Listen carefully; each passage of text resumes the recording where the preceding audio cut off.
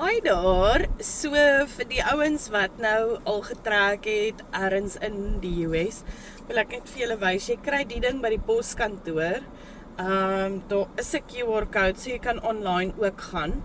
En dan wat jy doen is jy vul hierdie vorm in die binnekant in en dan pos jy hom terug na die US Post Office toe.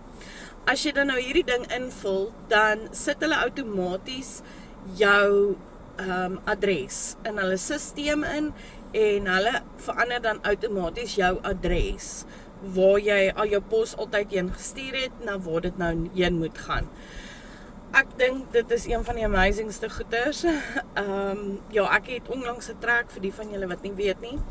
En dit maak sin en so maklik soos dit. Vir die van julle wat weet hoekom ek in my kar rekord, dit is ongelooflik warm buite. Nie so warm nie, maar die humiditeit is oor 80. So op hierdie stadium is dit veiliger en koeler binne in die kar.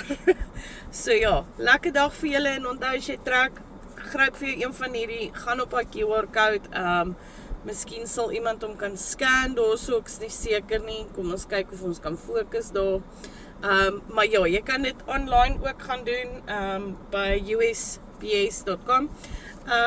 So maklik soos dit.